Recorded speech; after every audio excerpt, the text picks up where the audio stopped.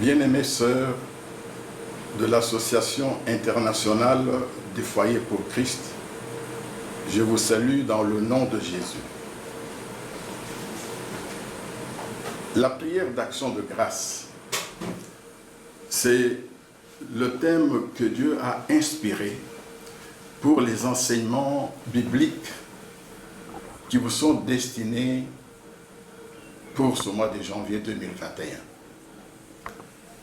Il s'agit bien de la prière d'action de grâce et non de prière de requête, d'intercession, des confessions de repentance ou d'autres types de prières. Mais nous allons parler de la prière, qui est en fait la communion de l'enfant de Dieu avec son Père céleste. Comme Jésus-Christ lui-même l'a enseigné à ses disciples dans ces termes, en disant, lorsque vous priez, dites, notre Père qui est aux cieux.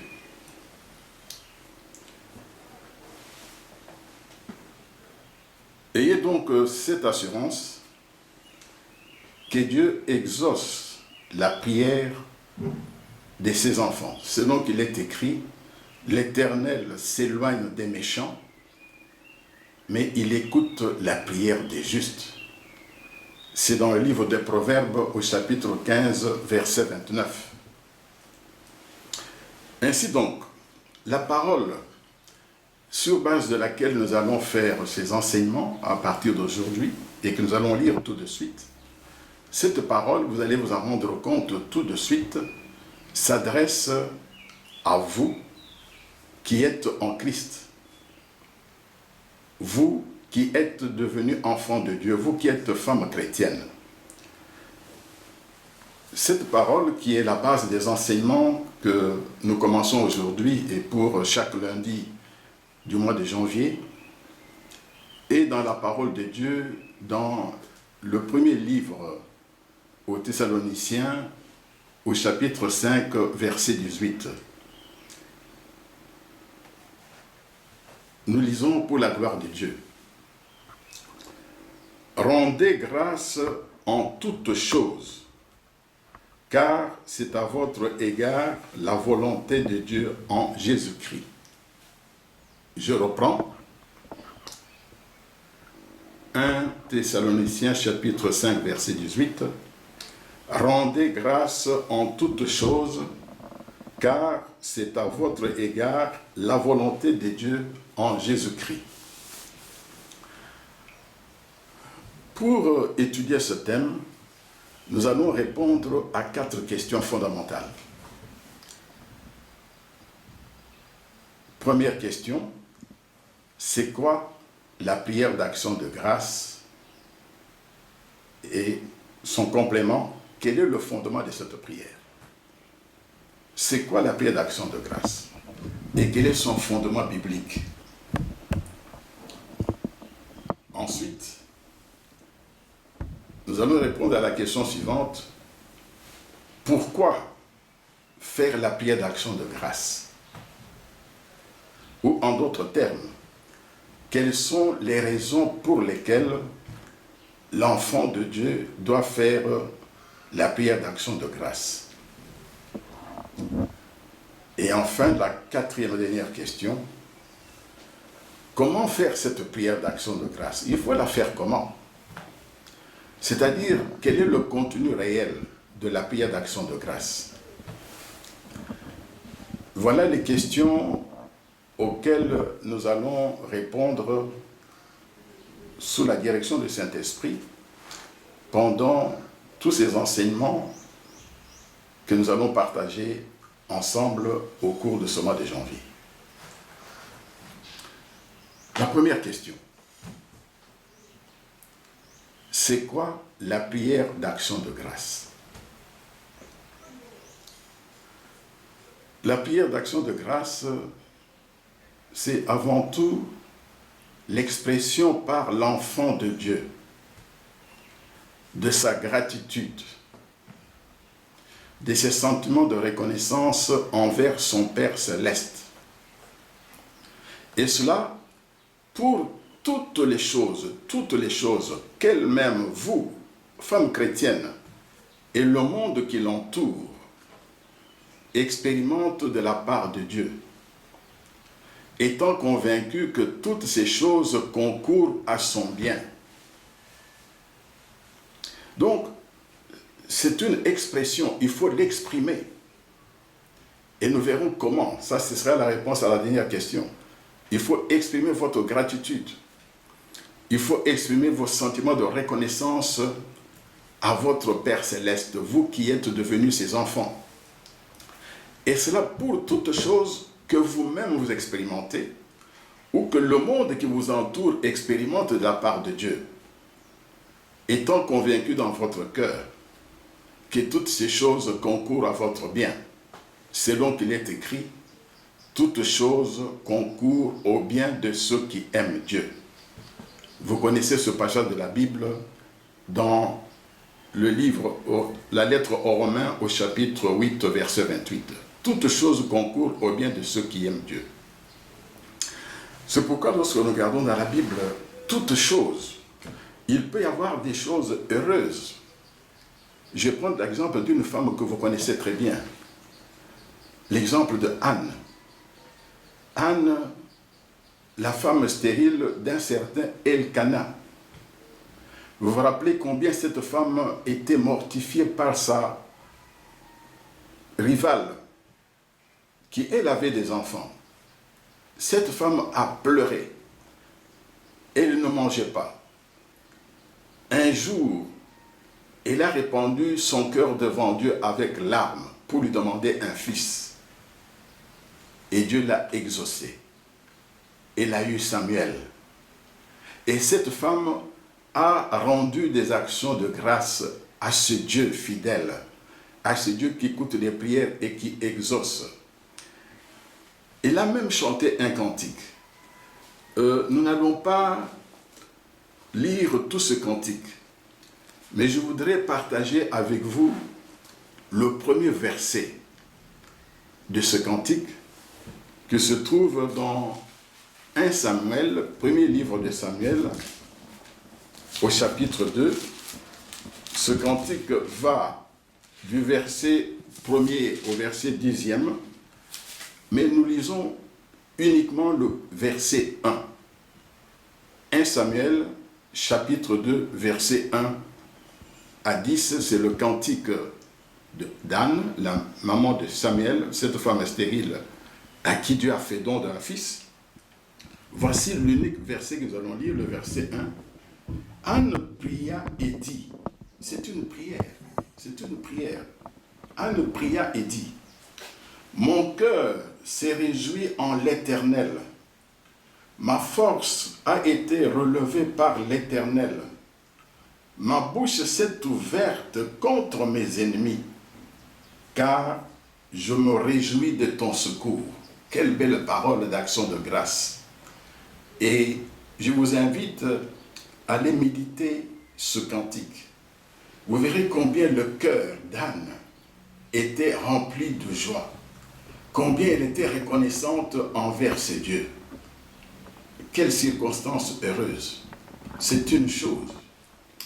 Mais cela peut être aussi une circonstance malheureuse, de souffrance, d'épreuves difficiles. Et vous connaissez l'enseignement biblique de cet homme qui est l'exemple même d'un enfant de Dieu qui a subi les plus grandes épreuves. Je veux parler de Job. Job avait tout perdu. Lui qui était un homme riche, qui avait beaucoup de serviteurs, qui avait beaucoup de troupeaux, qui avait même beaucoup d'enfants, il avait tout perdu en un rien de temps. Mais cet homme, dans cette circonstance douloureuse, malheureuse, difficile, d'épreuves dures, vous connaissez ce que Job a dit, rendant grâce à Dieu. l'Éternel a donné, l'Éternel a ôté. Que le nom de l'Éternel soit béni. C'est cela, action de grâce, qu'un enfant de Dieu doit rendre à son Père, que vous, femmes chrétiennes, vous, enfants de Dieu, filles de Dieu, vous pouvez rendre à votre Père céleste, en toutes circonstances, heureuse comme Anne, ou malheureuse de souffrance comme Job. C'est pourquoi, mes bien-aimées sœurs, vous qui m'écoutez aujourd'hui, vous qui êtes femmes croyantes, vous qui croyez en Dieu, lorsque vous attendez la réponse à vos prières, si réellement vous vous confiez dans la sagesse de Dieu, qu'est-ce que vous devez faire? C'est déjà lui rendre des actions de grâce, sans savoir si sa réponse sera positive, affirmative ou négative. Parce que dans certains cas,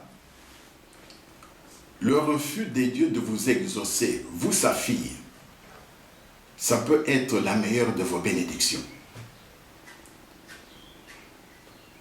Vous pouvez par exemple avoir prié, et cela est déjà arrivé à beaucoup d'enfants de Dieu. Oh Seigneur, je dois voyager, je dois aller voir mes enfants qui sont telle part, ou je dois aller faire des affaires telle part. Il faut que je parte à telle date. Vous avez prié. Si c'est à l'étranger, vous avez eu votre visa. Vous avez confié votre voyage au Seigneur.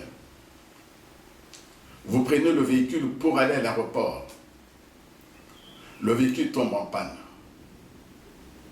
Le temps de trouver une solution, vous arrivez à l'aéroport, l'avion est déjà parti. Le voyage à cette date-là ne va pas se faire. Dieu n'a pas exaucé.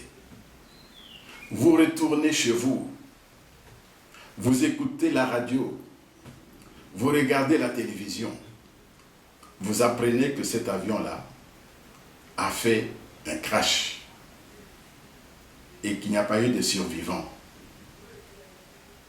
Bien sûr, on est attristé par la mort de plusieurs, mais pour vous personnellement, c'est une meilleure bénédiction, la meilleure de bénédictions. Dieu vous a préservé la vie.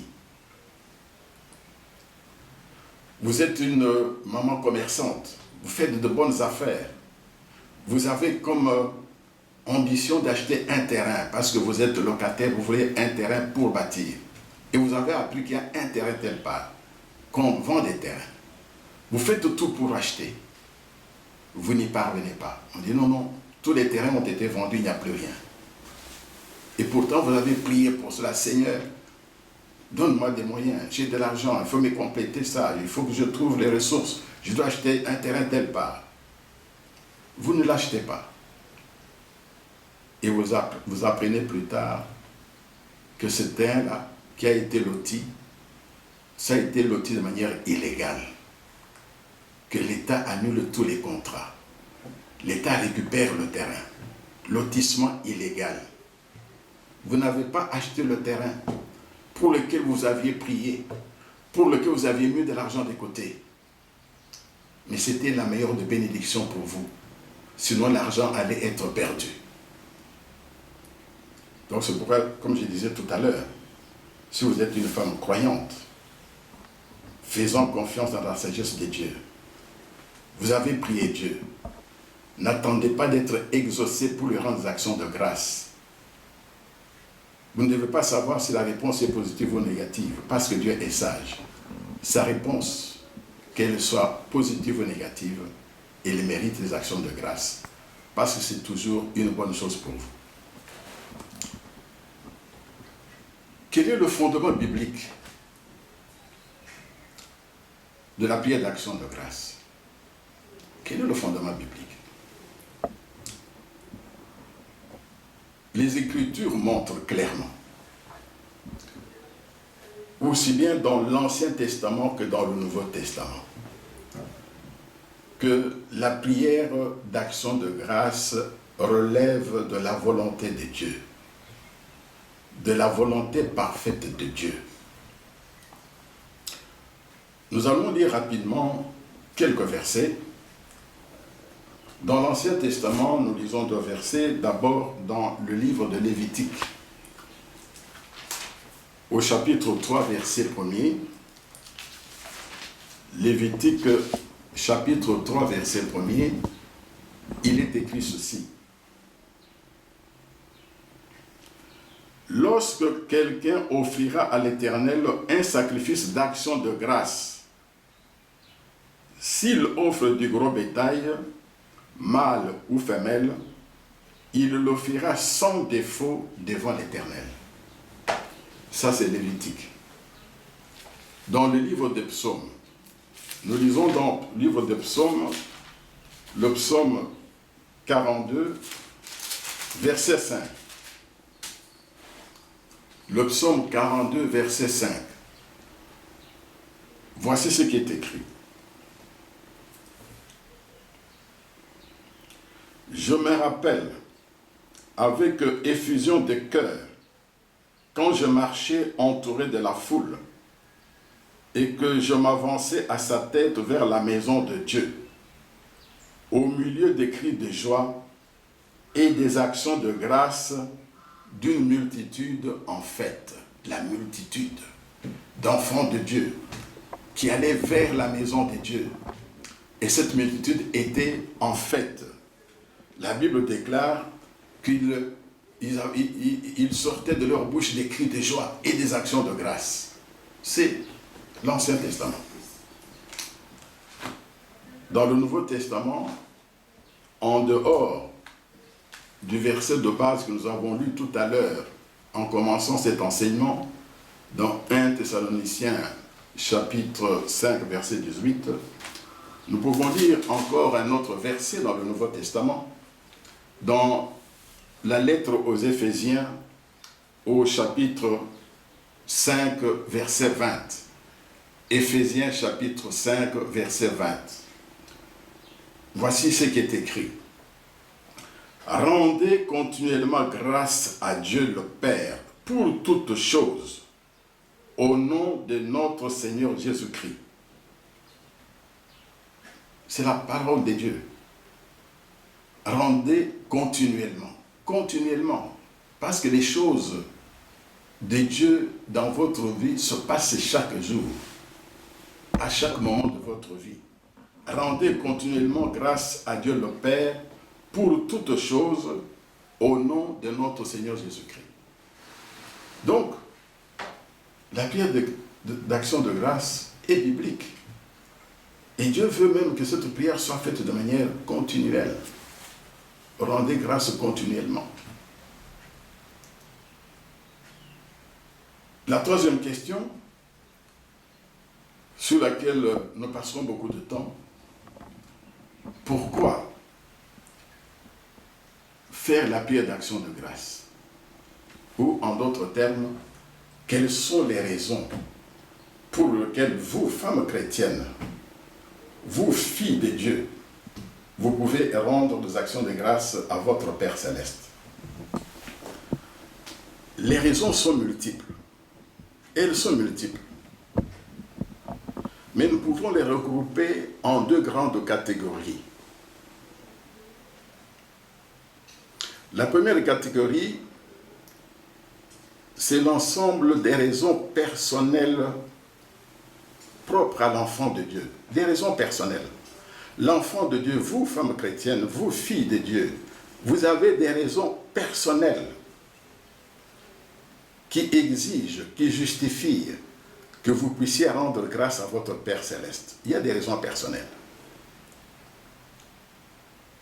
À côté des raisons personnelles, nous verrons qu'il y a aussi des raisons en rapport avec le monde qui vous entoure. Vous n'êtes pas un être isolé, vous vivez en communauté, vous avez un environnement, il y a tout un monde qui vous entoure et il y a des choses de Dieu que Dieu accomplit ou que Dieu permet qu'elles se manifestent dans ce monde-là. Là aussi, vous pouvez rendre des actions de grâce. Mais aujourd'hui, nous commençons par les raisons qui vous sont personnelles, ma sœur. Des raisons qui vous sont personnelles. C'est-à-dire toutes les choses que Dieu accomplit ou permet dans votre vie personnelle. Des choses qui vous sont propres. Ces choses qui vous sont propres, elles sont nombreuses aussi. Elles peuvent avoir soit un caractère physique et matériel, elles peuvent aussi avoir un caractère spirituel. Caractère physique et matériel et le caractère spirituel. Aujourd'hui, nous allons nous limiter aux choses personnelles qui vous concernent, les raisons personnelles, à caractère physique et matériel. Lors de notre prochain enseignement, nous allons aborder les raisons personnelles à caractère spirituel et nous allons enchaîner avec les raisons en rapport avec le monde qui vous entoure. Donc aujourd'hui, nous nous concentrons sur les raisons personnelles à caractère physique et matériel. Et pour ce faire, nous allons nous baser sur la parole de Dieu, qui nous donne déjà un éclairage de ces raisons personnelles à caractère physique et matériel. Nous allons lire deux passages de la Bible. D'abord, nous prenons Psaume 139. Psaume 139.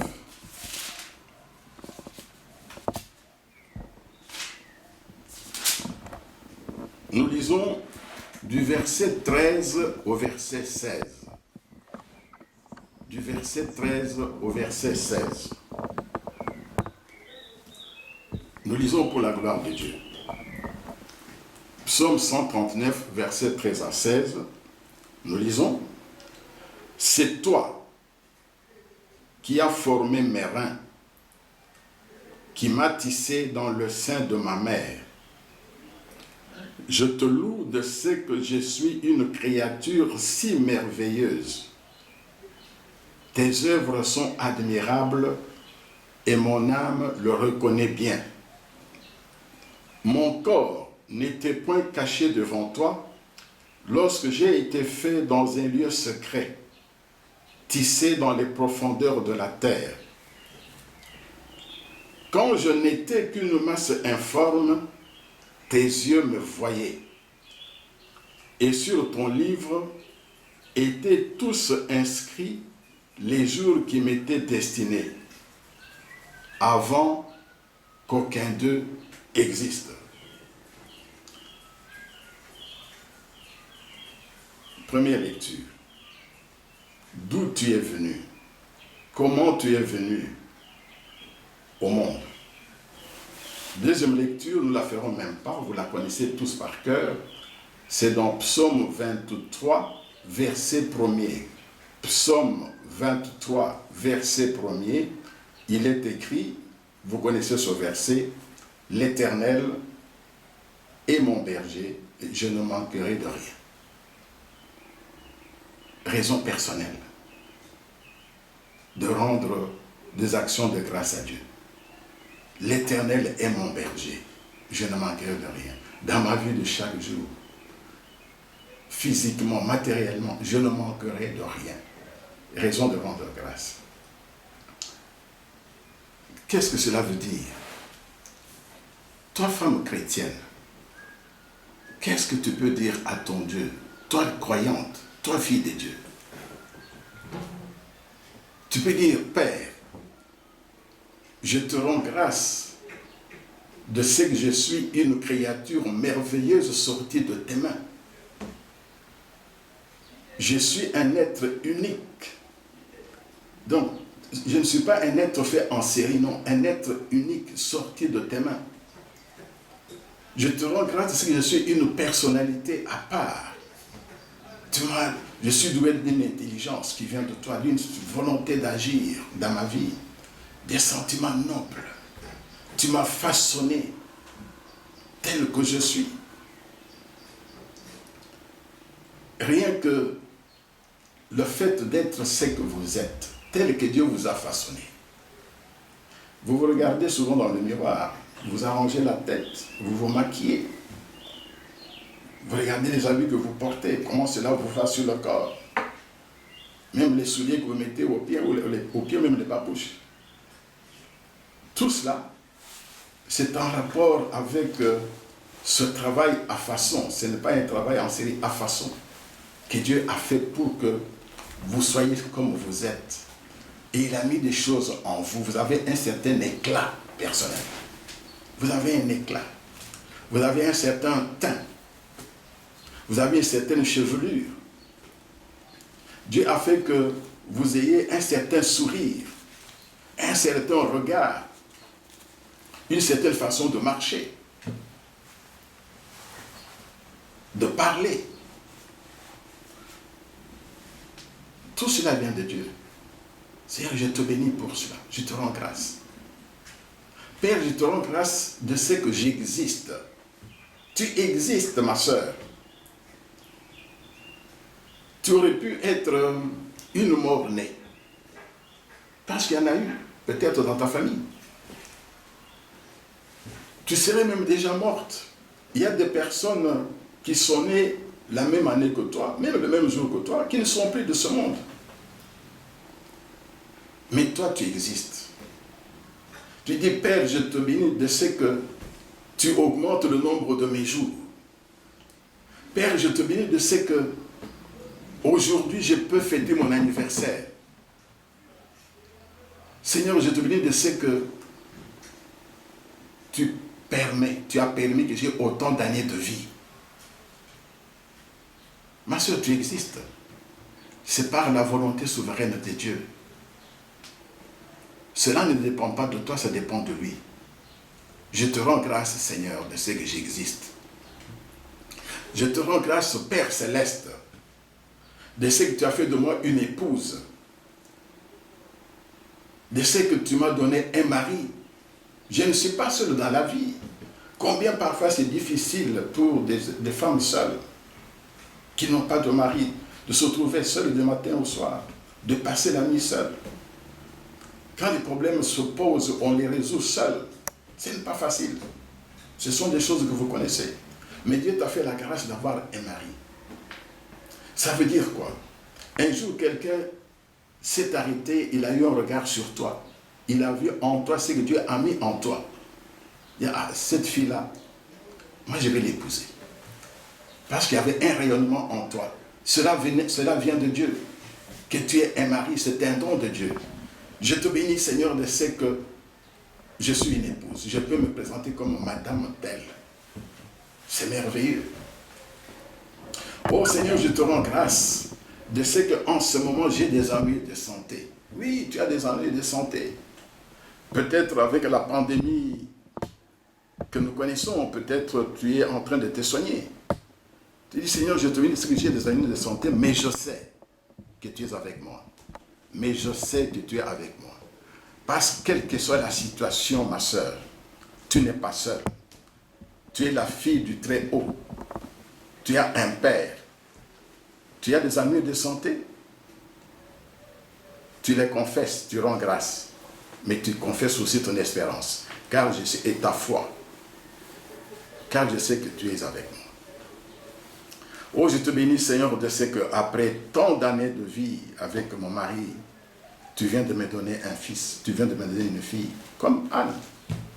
Je te rends grâce pour cela. Je suis mère. Je suis une mère heureuse. Je suis une mère bénie. Une épouse aimée et une mère bénie. Tu rends grâce pour cela, ma soeur. Tu rends grâce. Même si tu n'as pas encore d'enfant. Seigneur, je te bénis de ce que je n'ai pas encore d'enfant. Mais je sais que tu écoutes ma prière. Je sais que tu es fidèle.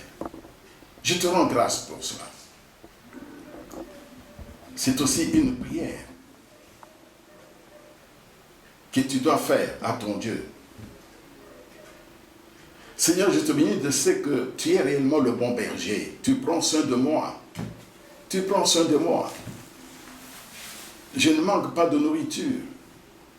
J'ai un abri, j'ai un toit. Je ne suis pas une personne sans domicile fixe. J'ai une adresse. Peut-être en ce moment je suis locataire, mais je sais, Seigneur, que demain, tu me donneras ma propre maison. J'y crois fermement et je te bénis déjà parce que tu es fidèle, je suis ta fille. Oh Seigneur, toi le bon berger qui prend soin de moi, tu me connais moi, ta veuve, ta fille. Tu es avec moi dans mon isolement, je ne suis pas seul, tu es avec moi. Je ne suis pas une veuve abandonnée. J'ai un mari merveilleux, c'est toi. Je te rends grâce parce que tu prends soin de moi. Je peux manger, je peux m'habiller, je peux me soigner, je peux me loger. Tout cela vient de toi. Je ne suis pas une veuve abandonnée. Je te rends grâce, Père. Oui, ma soeur, tu es une femme commerçante. Tu as du travail. Tu peux se rendre action de grâce. Seigneur, je te rends grâce de ce que tu bénis le travail de mes mains, de ce que tu bénis mon commerce, de ce que tu bénis mes affaires, de ce que tu me rends capable d'apporter quelque chose à la maison, de pouvoir aux besoins de ma maison. Tu me rends capable, Seigneur. Mes sœurs, il y a tant de raisons personnelles,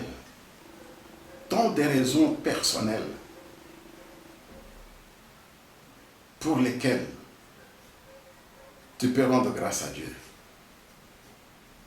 Des raisons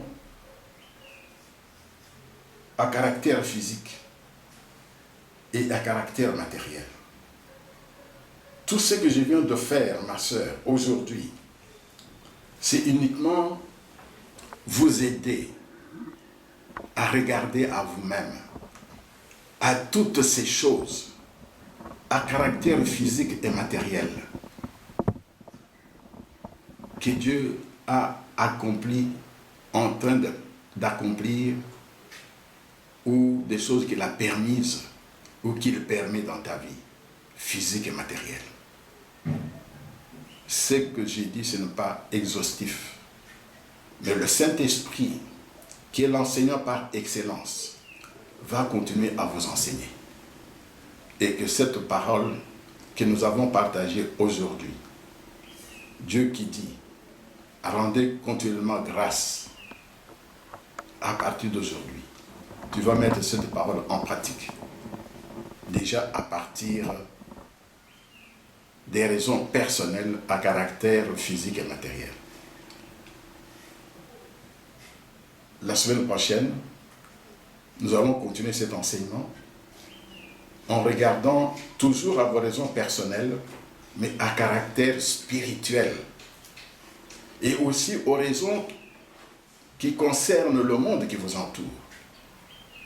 Vous êtes fille de Dieu. Rendez grâce à Dieu pour cet enseignement. Et que le Seigneur vous bénisse.